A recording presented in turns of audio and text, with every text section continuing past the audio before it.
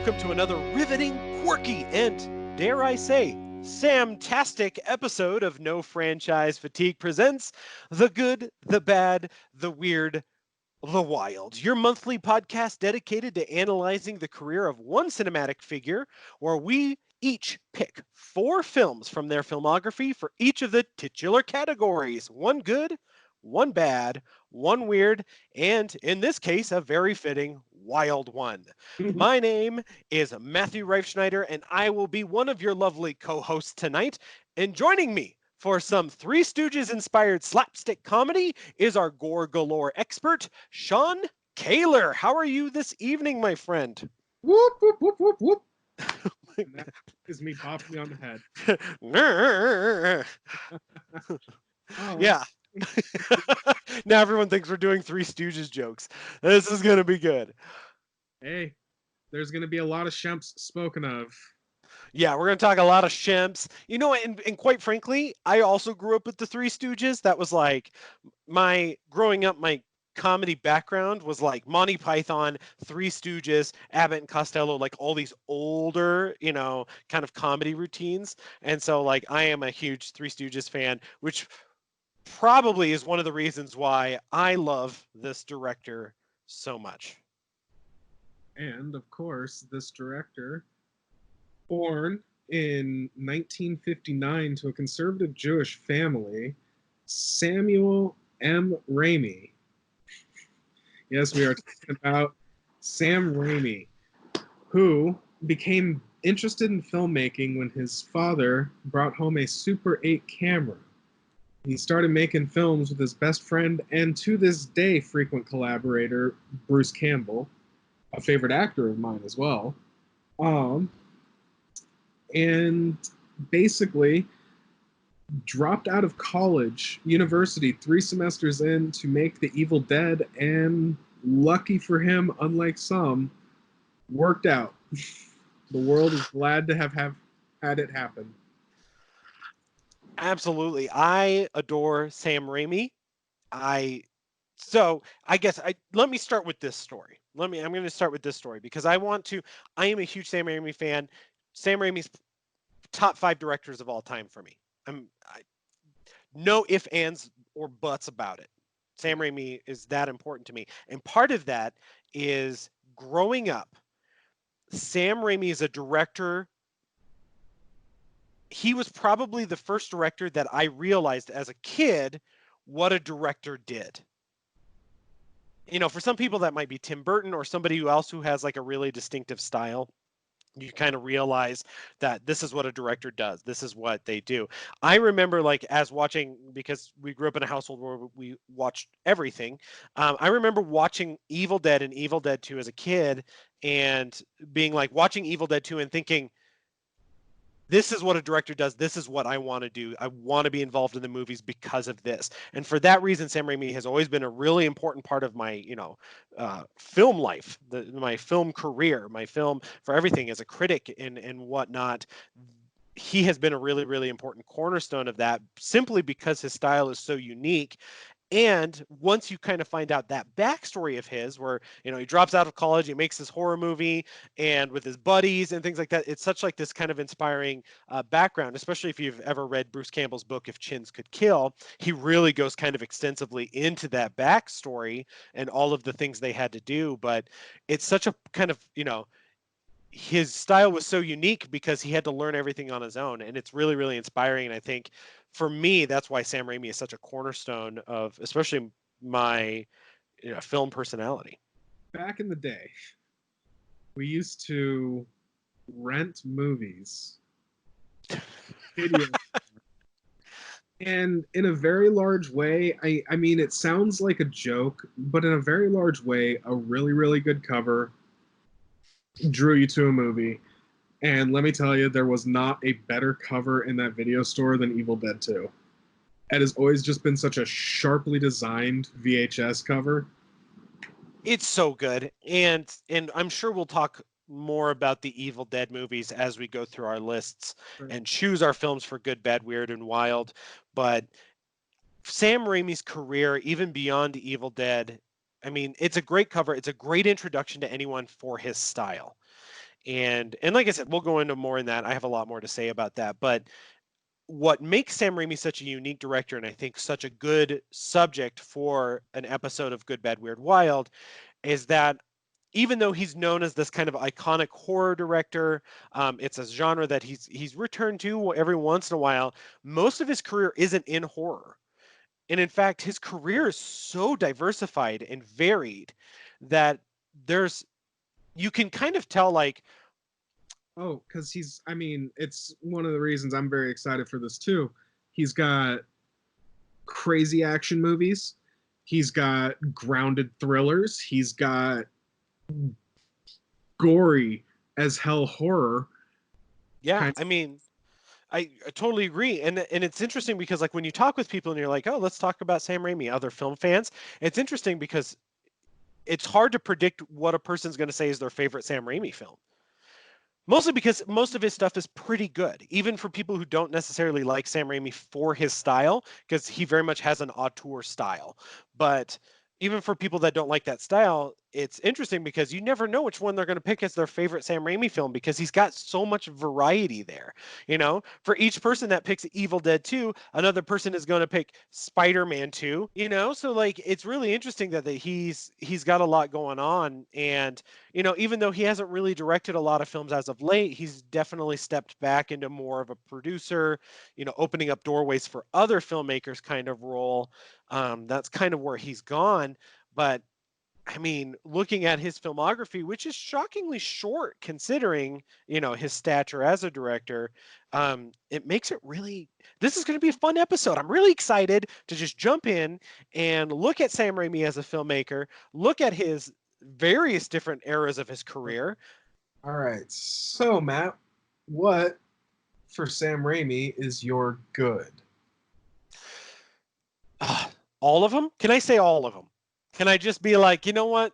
Sam Raimi, the good. I mean, you're not wrong, although it does defeat the premise of the show. Oh, fine, fine, fine. All right. So I I spoke about this earlier, right? I spoke about this in kind of our introduction here, but for me, the good has to be what I consider the quintessential Sam Raimi film, which happens to be Evil Dead 2. I'm so glad. You know, I took a little bit of a leap of faith on this and was hoping you'd pick that for the good because it is not only probably his best movie, but like one of my favorite movies, period. It's arguably, depending on the day of the week you ask me, my favorite horror movie, period. Wow. Wow, you would go that far and say favorite I horror would, movie. actually. Because I mean, like Evil Dead 2 was a big part of, like as I mentioned before, my childhood was built along this. This is the movie that I really, really remember being like, this is Sam Raimi's movie, right? This is his director's movie. And even as like I've become a huge fan of his and gone through his filmography and everything, this is a movie I keep coming back to. I mean, truthfully, I actually watch Army of Darkness to roll in the new year every year. I have since I was 15. It's the That's first movie I watch every year. I love that. It's a weird tradition, I know, whatever, but that's how I roll in the new year. That's always the first movie I watch. But I've actually probably seen Evil Dead 2 even more because it's a movie I watch throughout the year. It's a comfort food movie, but I say it's the penultimate Sam Raimi movie because while I actually would argue Evil Dead might be a better film overall in terms of cohesive story and Strong. things like that,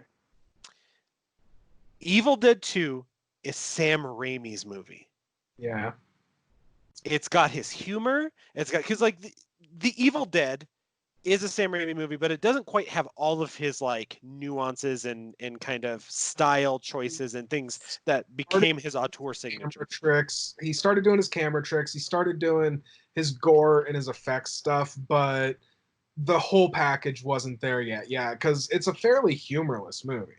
Oh, for sure, it's a very serious horror movie, and Yeah. then, but you know, it's obvious that he especially in his career because even when he's returned to horror he's never done like a fully serious horror movie ever again, you know. I mean, if you wanted to maybe count Simple Plan, but that's even like That's thriller more depending than on anything else. the gift, depending on how you cut it. Right, exactly. Like he dabbles in it, but like his serious films aren't necessarily horror movies.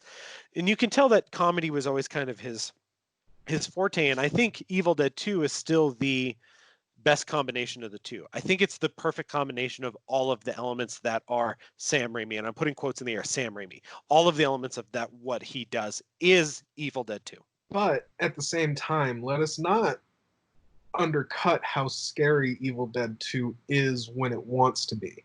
Because, one of the first images to truly ever haunt me in a movie and still haunts me to this day is seeing his girlfriend Linda outside dancing in that weird stop motion and she, rolls her head up and down the arms. That's very unsettling. Early on when he's talking in the mirror and says, we're fine, we're just fine, and then his reflection pops out and says, we just chopped up our girlfriend with a chainsaw. Does that sound fine to you? Is really scary. And even conceptually, like even like the laughing deer head, the whole scene where it's laughing, obviously very slapstick, and is particularly how Bruce Campbell's character Ash reacts to everything. But when that deer turns its head and its eyes are white and it starts laughing, it's a goofy moment, but it's so unsettling that you laugh with it because you're like Bruce Campbell's character in that moment. You just kind of laugh with it because you're like, oh, that's so unnerving. When he's fighting his own hand. Like, it's funny, but the alienation of it is Right. really scary. It's funny because of almost because of Bruce Campbell's overreaction to things, in which again perfectly fits that Sam Raimi Just tone. have a great face for mugging, which Sam Raimi just loves. For sure, and obviously fans love it. That's why Bruce Campbell has and don't get me wrong, I actually think Bruce Campbell's a pretty decent actor in his own regards. He De- just knows what his shtick is. he developed into a pretty decent actor. He certainly. Okay. Fair enough. Point taken. I will take that point. I mean, But even by Evil Dead 2, when he started building confidence and like it was definitely there, and you can tell it's actually kind of interesting because you can tell the movie was shot linearly, and you can tell that he was getting better and more confident as the movie goes because he's still iffy in those early scenes, and literally by the end of it, when he's supposed to be cocksure and everything, the timing worked out because the confidence is there. By the end of that movie, he is Bruce Campbell. oh, for sure. And that even feeds into the rest of the franchise, and obviously Ash versus Evil Dead, which Sam Raimi directed the pilot for, and it very much feels like a Sam Raimi pilot. Does this series always end on the post-apocalyptic movie I really want? I love it every goddamn time. I love the whole franchise. Don't get me wrong. The Evil Dead franchise is one of the again, as I mentioned, Sam Raimi was a cornerstone person. The Evil Dead franchise is a cornerstone franchise for me. So, which is why like I simply have to give Evil Dead 2 as the quintessential good Sam Raimi film. So that's my pick, and I'm glad that you agree. But I'm super curious then if yours isn't Evil Dead 2, even though that's like your favorite horror movie of all time. What is your pick for the good? Well, it's not a horror movie, but it's my co-favorite Sam Raimi movie. I personally love the barely bridled insanity that is Liam Neeson's Darkman. Darkman is so good. Again, part of my childhood. Darkman, Oh, you know, you know. 100%. Durant is like an all-timer villain for me. The carnival scene alone, the pink elephant, if you please. I've quoted that in completely inappropriate points my entire life. Well, in Darkman is one of those like, obviously and we can go into it, but essentially that film was the child of failure, of Sam Raimi failing to get the shadow, of Sam Raimi, failing to do this and that. It comes after Evil Dead 2, that in his filmography. You drop that so casually, but I've always found that to be one of the more interesting facts of this is you're absolutely right. This actually started out as a shadow treatment.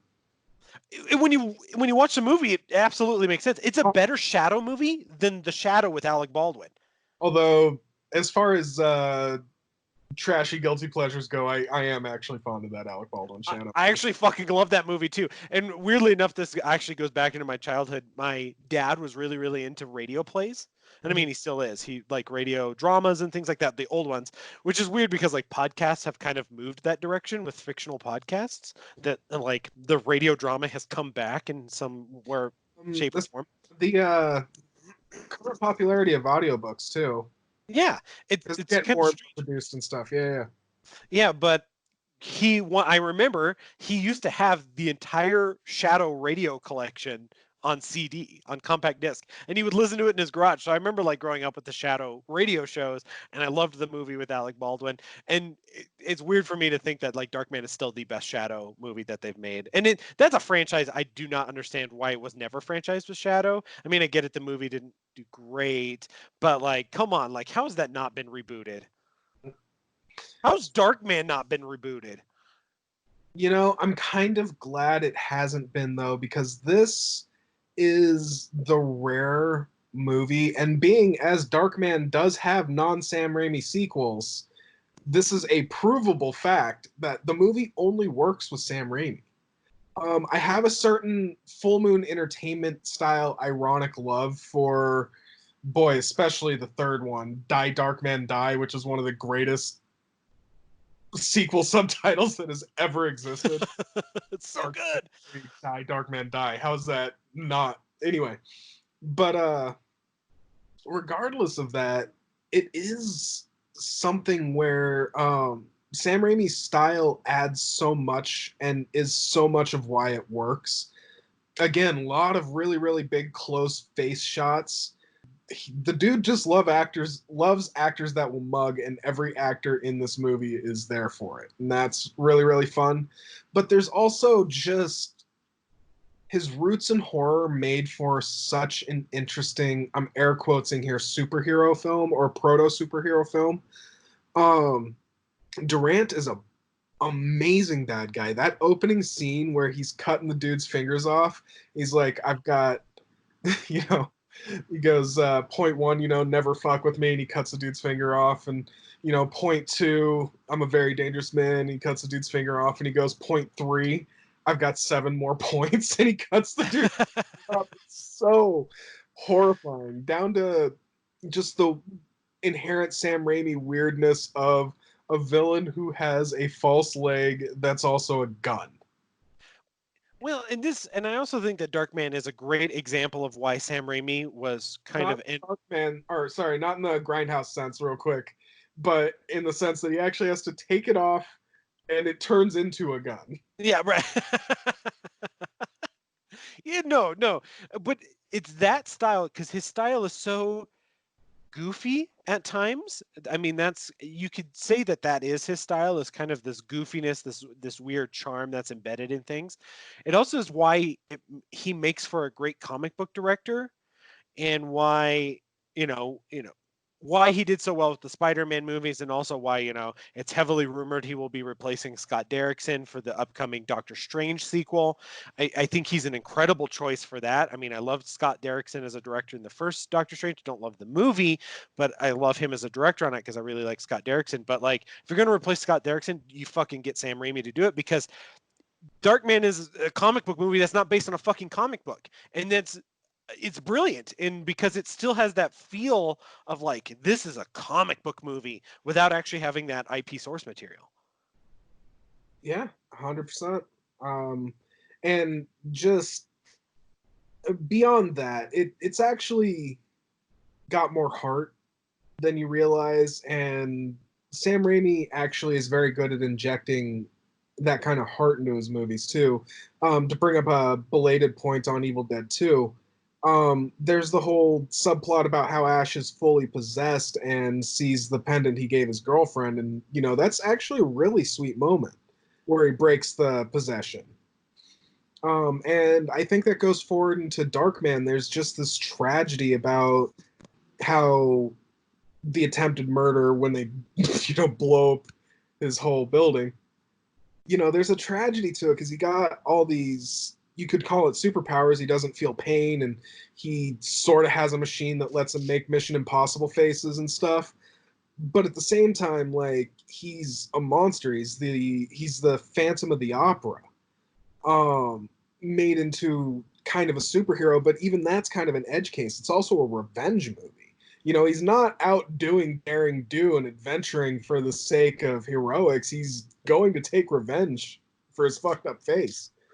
Well, and Really taking revenge. with the girl because he's got the emotional problems that came with the insanity and stuff. Like, the treatment to save his life basically drives him crazy. There is a lot of like pathos to what's also kind of a silly movie.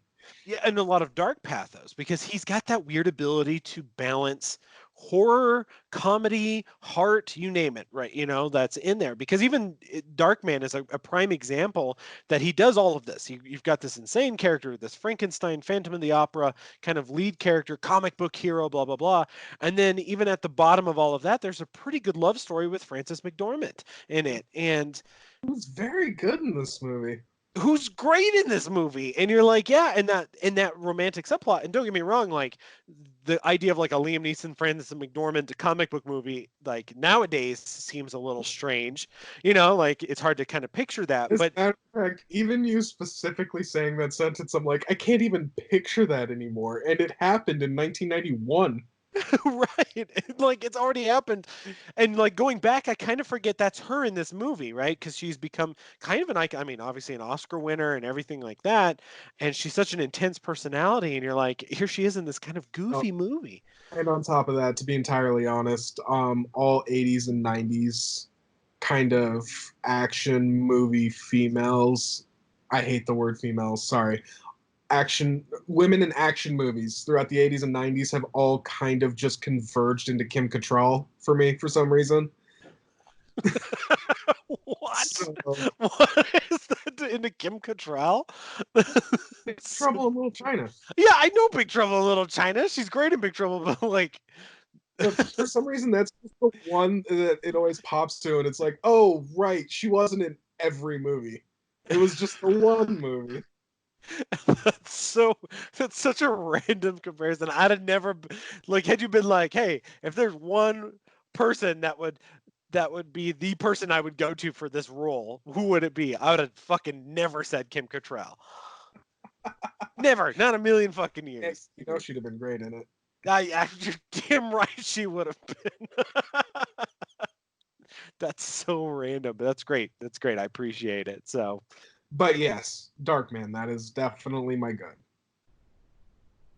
And so, rolling right ahead, and this is probably going to be the toughest decision of all of this. What is the bad? as I mentioned before, I don't know if necessarily there's a movie I hate by Sam Raimi. I think he's got a couple of bad movies, but number one, I don't think they're his fault. I don't think he's at fault for these movies. So the one I'm actually going to go with for my choice for the bad is the prequel that nobody fucking asked for.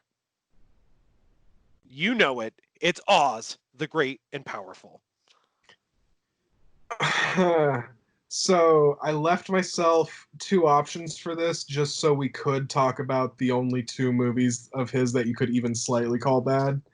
And so, yes, that was definitely one of them. It's just heartbreaking. For one, first and foremost, you can see Disney and their lustful desire for the Wizard of Oz film IP all over this movie. It's almost pathetic.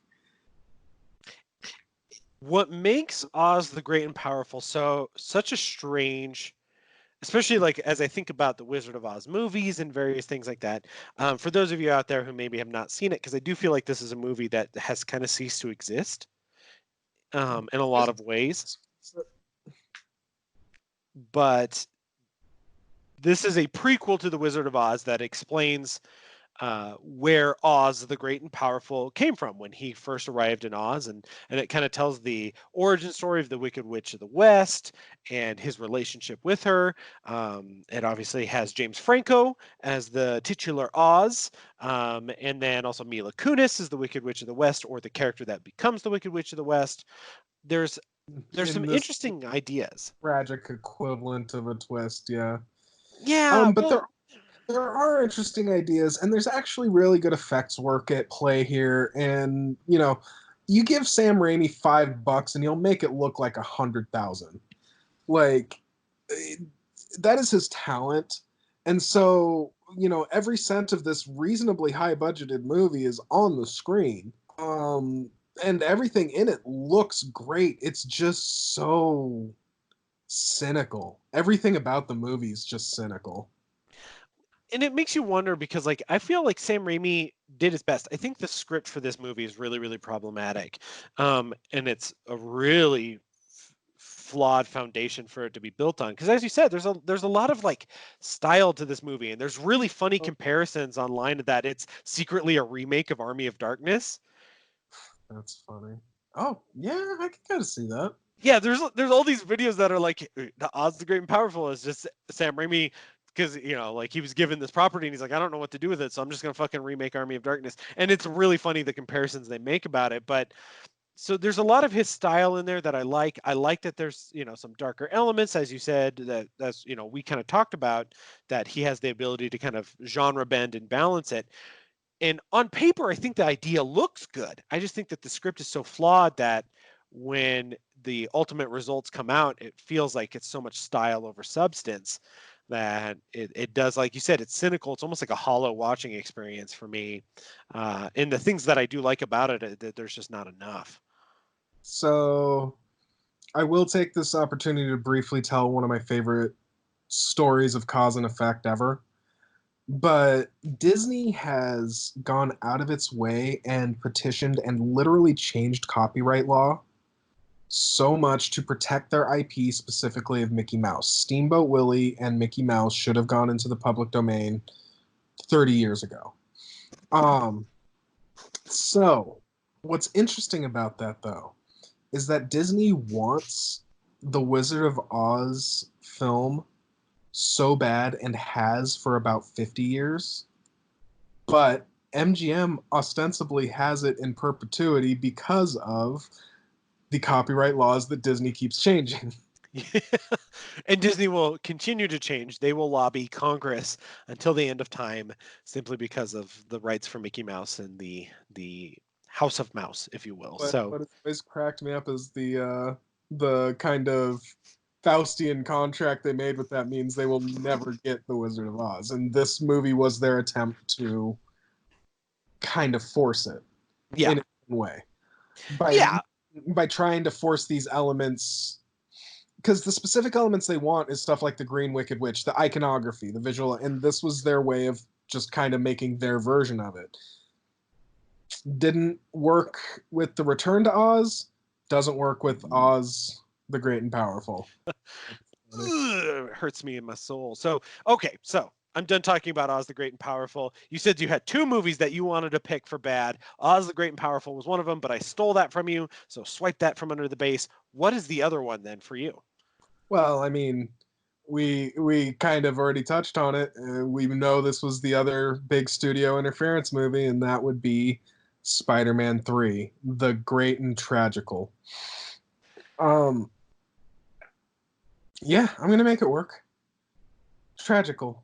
This movie is actually kind of a tragedy in its own right because Sam Raimi went in with an enthusiasm. He had a plan for how he wanted this trilogy to go.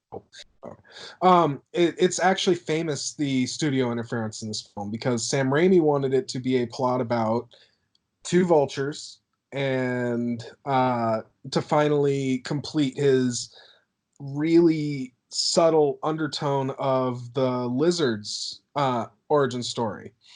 And the studio said, no, you're doing Venom. And the other interesting and famous story about that is Sam Raimi hates Venom. He always has. And it shows all the way through this movie. His and we mentioned it before with Darkman, but his ability to create a comic book movie that's more goofy. And even if you look at the first two Spider-Man movies, which I will to this day state that Spider-Man 2 is one of the greatest comic book movies ever made. I would Train scene alone, Jesus. Yeah, and I feel like what he did with Spider-Man and Spider-Man 2 truly set what the foundation for what the MCU was going to be. Mm-hmm. The idea of like this lightheartedness, this kind of I bright and forgot colorful approach. it. Yep. Yeah. If Blade, because of kind of the holy trinity of the comic book movies of the late 90s, early aughts, that kind of set the groundwork to make comic book films the juggernaut it is. When you talk about Extra Blade, Blade. yeah, Blade, X-Men, and Spider-Man, that all kind of came out 98, 2000, 2001, that those three movies kind of set it. But even then, like the first X-Men movies, pretty dark. I mean, they all wear leather. They're not that bright and colorful um, that you would have. And I feel like of all those three, that Spider-Man was definitely the film that kind of set the standard. And it's just sad that after Spider-Man 2 being, I really do think kind of the quintessential foundational film for like getting that blend of heart and humor in an action superhero movie for a modern audience. Spider-Man 3 as a follow-up to that is just atrocious. It is. It really is. You know, I'm I had a friend that used to really vehemently defend the dancing scene, and I'll even say, you know, No. Just like, say no. Just say no to dancing oh, scenes. believe me, I'm not here to defend it. What I was about to say is, even if one wants to defend that, the tonal whiplash from going from that to him backhanding Mary Jane across a club is like almost nauseating. And it's just like everything about this movie is like angry and almost petulant, and it almost feels like it's intentionally tearing down what he built.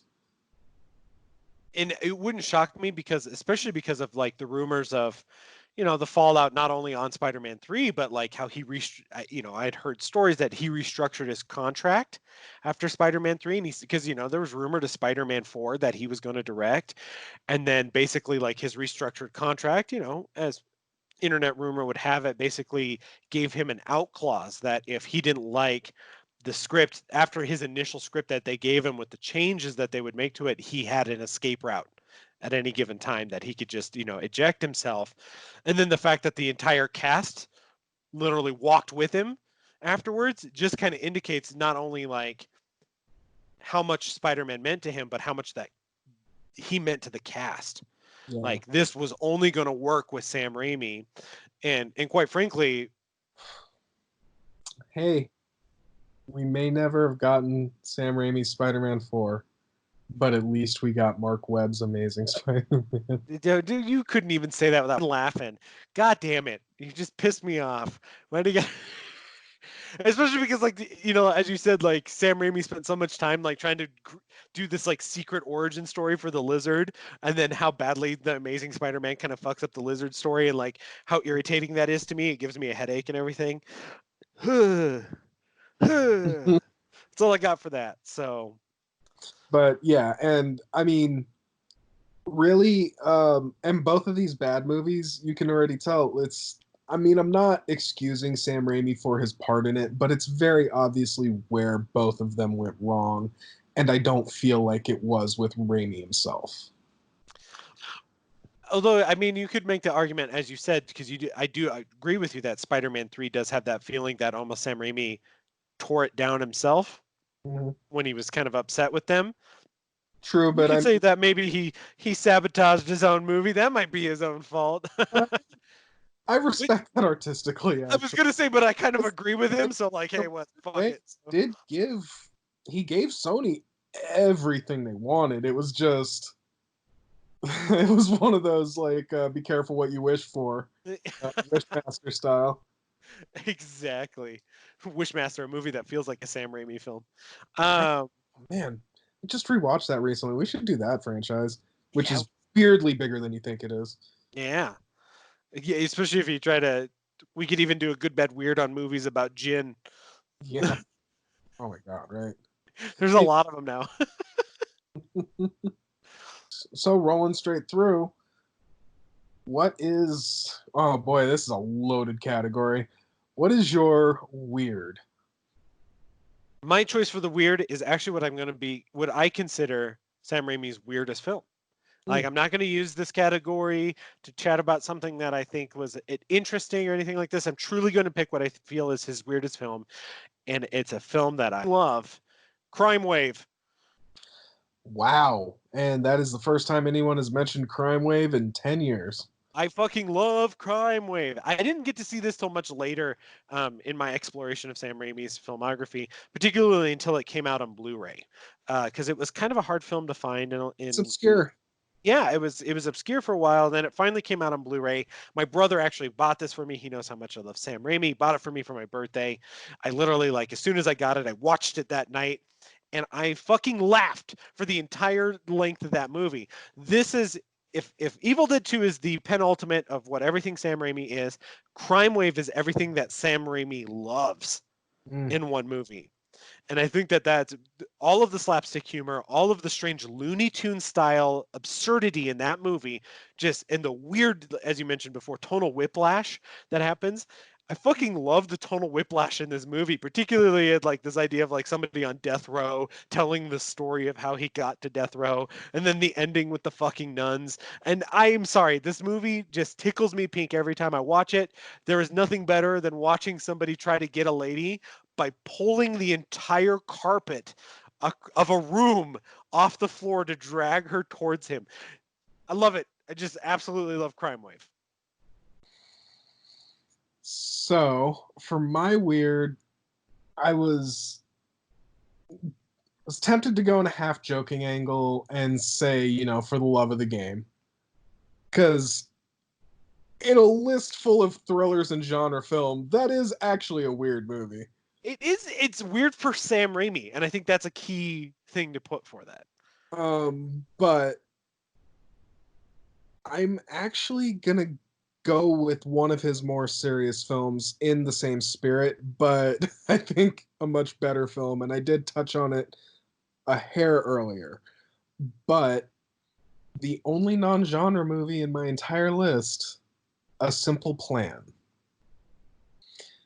This is weird only in the sense of, as we just said jokingly, but it's weird for Sam Raimi. This is a very, very low key crime thriller, but it's just brilliant and tense. And the performances of Bill Paxton and Billy Bob Thornton alone are way above and beyond what was even required for a movie like this, even though, I mean, it's a very tense thriller, and it was a weird choice. Sam Raimi's a weird choice for directing this movie, but I almost can't imagine it any other way. And he's tapping more into his. I mentioned The Gift briefly as well, and it's not the same kind of dynamic camera angles, and it's not the same barely contained insanity of most of his other movies. And he instead refocuses that on stuff he's good at. He does a lot of close-ups, it's a lot of slow build up, and just I don't know. I adore this movie. So that was my point I was going to make about this film is that, and you briefly touched on it, is that he was a director that was incredibly auteuristic with his style, more so than anything. Like you said, wild camera angles, kind of the pacing of things, this frantic energy that he brought to things. And when you look at his filmography, right, he goes Crime Wave, Evil Dead 2, Darkman, Army of Darkness, The Quick and the Dead, which is a western, but it's a fucking insane western, right? It's just an insane movie, and then A Simple Plan right after it. He's got all of these like high energy, super stylistic films, and then A Simple Plan just kind of comes out of nowhere. And his choice to actually completely be anti Sam Raimi in this movie and still be successful in it is why I think he's a great director. Much like Crime Wave is a vaguely obscure movie in its own right, so if our listeners aren't aware, is actually kind of a plot about some guys that find money, and the entire idea of it is, you know, four people can keep a secret if three of them are dead. Yep. Yeah. But two of them in particular are brothers, and that's where a lot of the drama of the movie is. But again, just powerhouse Bill Paxton performance. Rest in peace, of course. Right. Well, and even a power, like you said, Billy Bob Thornton actually has a really powerhouse performance in this is when Billy Bob Thornton was really kind of at the height of his career in terms of like really, really strong performances. Sling Blade too, yeah. Right, exactly. But I mean, like this movie also has Bridget Fonda in it. Another interesting choice, a very subtle choice for this artist, but Danny Elfman does the score for this movie. When I found that out, I was like, oh, because usually you're like, well, that's a Danny Elfman score, like you immediately know. And this was a movie that I didn't realize it until I had noticed it, and then I was like, okay, now I can hear the Danny Elfman in it. But I think that that's really interesting that even in terms of its score, Sam Raimi like downplays it. Interesting. Was this the first time him and Danny Elfman worked together? Did they work on? Did they work on Darkman together? See, that was in my head. It was Darkman was the first time that they worked together. That is a great question though, because That's Darkman oh. makes sense, but I would have to look that Yep. up. Man, yep. So Danny Elfman did do Darkman. I always think of Danny Elfman with Tim Burton, but yeah, apparently him and Sam Raimi worked together a lot too. Well, right, and this actually makes sense for them to get Danny Elfman because this would have been for Darkman in 1990 because it would have been right after the success of Batman and Danny Elfman's comic book score. So that actually kind of makes sense that that's would be how that would go. So, Yep. but yeah, but it's weird that Danny Elfman also did A Simple Plan because that really doesn't in my head. Like That's not like anything else. It's weirdly low key from a typically high key performer. Yeah. Yeah, absolutely, and I agree. And so, yeah, I see why you picked this for your choice for the weird because it is, especially on the route that he was going through, like that, like I said, he was going to Evil Dead 2, Darkman, Quick and the Dead, and then A Simple Plan. Like, where the hell did that come from? He pumped the brakes twice, and he still nails it. So I think that this is a great choice. All right, and rolling on to our last category, my friend. What in a wild filmography the hell do you call Sam Raimi's wild film? So my choice for the wild card film is this is a movie when I saw it in theaters, I actually saw it by myself. There was nobody else in the theaters, which was a really sad moment because I was really, really excited to see this. And I wanted to say I saw it opening weekend, and there was just literally I was by myself in the theater, which is both a nice experience and also kind of a sad one. But my choice for the wild card definitely has to go to Drag Me to Hell. Oh, I am so glad we get to talk about this movie. Right? So Drag Me to Hell is interesting because obviously he comes off of Spider-Man 3 having a really, really rough time with the studios and not wanting to kind of deal with that anymore. He does Drag Me to Hell. They tell him, he gets a little bit of money from the studios for this, right? But he's like, you know what? I'm going to go back to my roots. I'm going to go do a horror comedy, and I'm going to do one about witchcraft. I want to make it rated R. And they're like, oh, you know what? We're going to have to cut your budget in half if you do it R. And he's like, cut it in half. And he like really challenged himself to like get out of the studio mindset for this film. And it's so refreshing. It's such a refreshing movie in his filmography. Although, funny postscript, it's actually PG-13. I'm pretty sure it was R in theaters, was it not? Nope. Oh, I could have sworn it was R. Oh, you know what? He was aiming for R, and they only gave it a PG-13 because there's no actual gore. It's just goo. Exactly. It's just goop. That's right. Yeah, because I was reading about that he was trying to make it, and they were like, oh, we're going to have to cut your budget if you're aiming for R. And the only scene that he had to trim down was the nosebleed scene. Yep. Which obviously is a great like throwback to modern problems. That movie with that wild nosebleed scene. But this one's kind of a Drag Me to Hell is fascinating because it's also one of his most sharply themed movies in that it's metaphorically about bulimia, actually. Which makes a lot of sense when you actually watch it. With how much like vomitous goo that this movie has in it. Yeah. But this is another in my long list of argument that you can make a scary PG-13 movie. This is a very funny movie. The funeral scene alone is a riot, but The funeral scene and then the witch attack it's in the also car where she uses the stapler on the witch's face. That scene kills me every time. but at the same time, it's like actually scary. There's some really really scary stuff in this movie. For Um, sure, for sure. And even like the but ending, like the kind of wonderful wild twist. ending. Exactly, yeah. No, I did. I think that for me, especially at the time when this movie kind of came out, I was, I was a little bit down on Sam Raimi. He went from Spider-Man 2. He was stuck doing Spider-Man movies. He did Spider-Man 3, which I felt at the time was definitely a low point in his career. And I was like, man, he's become such a studio, hired gun. What happened to Sam Raimi kind of deal? And then he does Drag Me to Hell, and you're like, Sam Raimi's still here. Like he's still here. And this is, it really kind of reinvested me in him as a director, and so for that I have to give it my wild card slot. Whereas for myself, if I have to do a wild, it has to be Wild West. Let me just read a cast off to you. Sharon Stone, Gene Hackman, Russell Crowe, Tobin Bell, Keith David, Lance Henriksen, and Leonardo DiCaprio As the kid, as the kid. How is this? I mean, I don't want to fire any unnecessary shots at Unforgiven, which is a wonderful movie in its own right. But how is this not the quintessential 90s Western? It's as 90s as movies get, it's as Western as movies get, and it's just the most wildly entertaining ride. Everything about this movie, Sam Raimi's insane camera angles brought to a gunslinging movie ended up being just the breath of fresh air you didn't know you needed.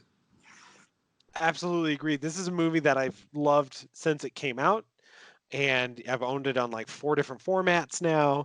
I adore this film. As you said, it brings Sam Raimi's kind of frantic genre bending energy to everything, whether that's the humor in it or, like you said, the style of it. I love when somebody gets shot and you can see the light through the bullet hole in their shadow. Such a good visual gag, right? Which doesn't make any sense, but it's such a Sam Raimi kind of visual gag. But this is just so good. I fucking love this movie. And once again, it's a simple tale of revenge. I mean, it doesn't even have pretense for its action scenes because it's literally a movie about like combat gunslinging almost as a sport. It's almost a sports movie too. It's very weird. It's incredible. It's just one of the best kinds of balanced genre bending. It's a Western, as you said, but it almost doesn't feel like it's Western tropey. It uses Western tropes in ways that you didn't expect. Like you said, almost like a gun, like that kind of a sports analogy to that, or like how that gunslinging is done that way, or having a character named the Kid, right, in this movie, or Tobin Bell's character, his name is Dog something, right? Dog Kelly, yeah, like that. It's such a Western name for things, but like it's used in such a way that it almost feels like it's anti-Western, and I feel like that's kind of Sam Raimi's like ability to just bend things. It's fantastic. By the way, Western with a female protagonist, and that actually does deserve mention It because doesn't make happen very often. and make absolutely no mistake, Ellen is a bad bitch. For sure, especially when she's played by Sharon Stone. Mm-hmm. In one of her defining roles, at least for me.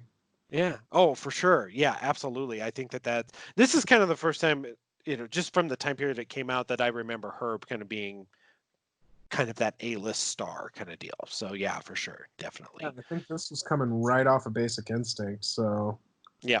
Oh yeah, for sure. And so yeah, I love it. I love this. I love this movie though. Like you said, it's a quirky Western without being necessarily a comedy. yeah. Yeah, because it is a lot of the way it's staged could have fallen into silly comedy very easily, and it rides that line and is never. I'd say it's never funny per se. But it's deeply tongue in cheek. You know, it's a fun time. Right, right. Like I said, it's almost like an anti-Western in a lot of ways. It uses the tropes to kind of fuel its own fun within the tropes, which is a strange way to kind of, I guess, say that. But If anybody ever wants a hell of a double feature, this and Tombstone make a really nice match set. yeah, yeah, oh yeah, for sure. So, yeah, I adore this movie, and I'm glad that we got to talk about it a little bit, just to kind of briefly touch on it. So, to kind of wrap up our discussion on Sam Raimi, I guess. So, I don't know. Is there anything else you want to mention about Sam Raimi before we kind of move on and close out this episode? Um, I alluded to it earlier. He's got a slightly shakier record as a producer, but his current kind of iteration of guiding new voices in a producer capacity and sparing some of these guys the horrors of the old studio system, I think is wonderful work and has given us some really, really great. You know as well as anyone that I am a ardent defender of the Fede Alvarez Evil Dead remake, Absolutely. and you know, like, whoa, he produced the crap out of that. Well, and he can, like, even like movies that I think are kind of misfires, he lets directors kind of do what they want with it. And even like, and I know you and I kind of disagree on this one, but the latest Grudge film, which he produces on Nicholas, I don't know how to say his name, Pesci, whatever, Pecci, whatever. I just totally butchered his last name. I really, really like his first two films. He's a really stylish director, and he brings an interesting style to that movie. I just don't know if it necessarily works. I don't think that movie was nearly as bad as anyone else, but I like that Sam Raimi kind of let him do it. Yeah, no, Even if it was a misfire. fair enough. And oh my god, he's been producing since the original Grudge. I didn't Yeah, realize Ghost House went that far back. yeah, he's been producing since the early aughts. And then he even had he used his Ghost House label to purchase the rights for distribution for other films too. The Ghost House Underground label, Hmm. which he distributed films through. I mean, there were some great films in that. There's a movie called The Substitute that is a fantastic horror comedy that if anybody out there gets to see. So he's used his influence in a lot of ways. Even though, like, as I mentioned at the beginning, he hasn't done technically a lot of horror movies. I mean, he's done his Evil Dead movies. He's produced a ton of them, and in his production, as a producer, he's actually created a lot of these really cool bridges. Well, and on top of that, it's a little bit outside the purview of the show we do here, but yeah, you did ask if I wanted to touch on anything. It's also his television production career, which has always been deeply on point.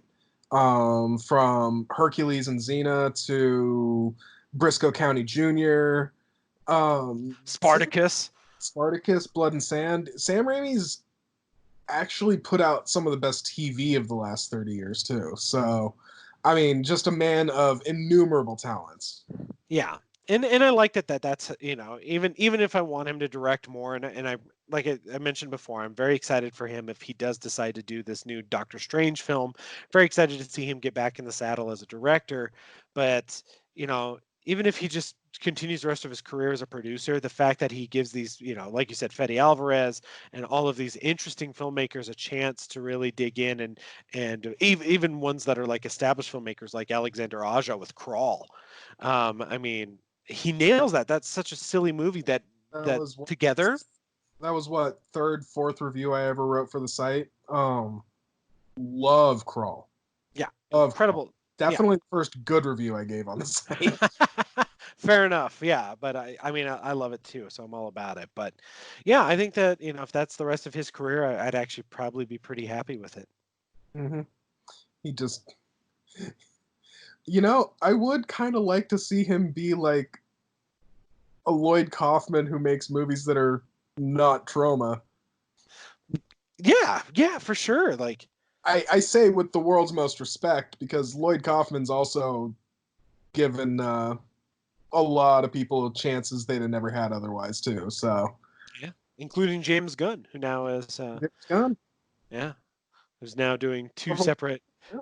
comic book movies same time.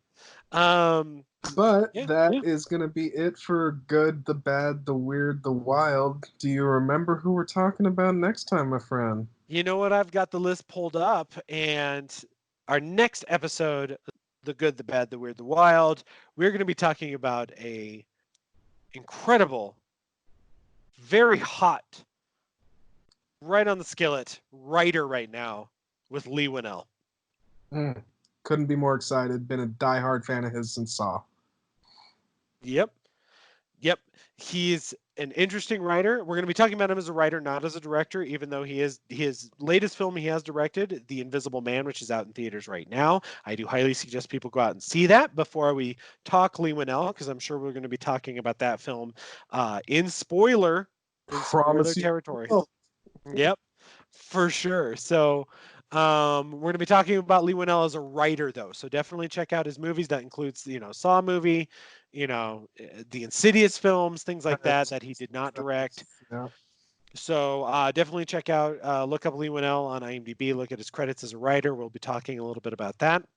So that's our next episode of Good, Bad, Weird, Wild. I definitely still have some homework to do. Still never seen Dead Silence. Believe he wrote that as well. I'm going to slap you. I'm going to slap you, and I'm going to cut out your tongue. And I'm just going to puppet you like a monster. That's what I'm going to do. I know, killer doll movies. I guess Lee Winnell has a thing for him. So, yeah, we'll definitely be talking about killer doll movies on the next episode of Good, Bad, Weird, Wild. So, thank you all for listening.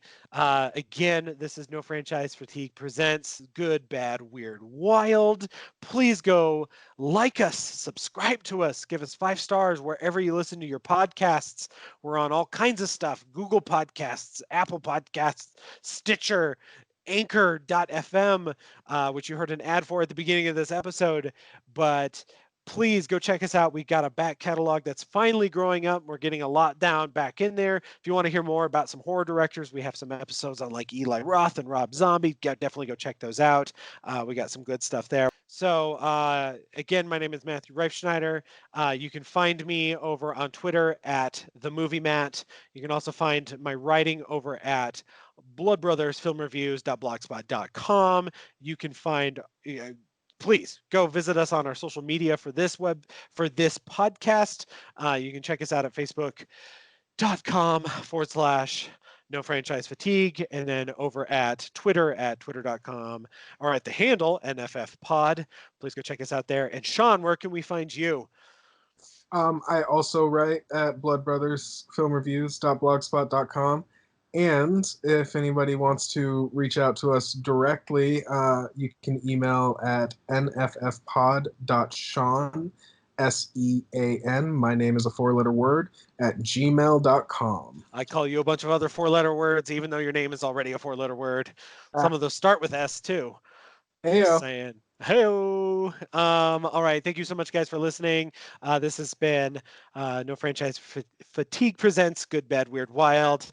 Check us out next time. We will be at you in a couple of weeks. This next Monday, we try to get out new episodes every other Monday, so definitely check us out at that point. Otherwise, until then, keep watching movies. Go watch your American Ninja films. Go watch some Lee Winnell films, and we will catch you on the other side of the radio waves. Ba-ba-ba-ba-ba. Ba-da-ba-ba-da-ba. Sam Raimi loving it. All right. Please don't edit that into the episode.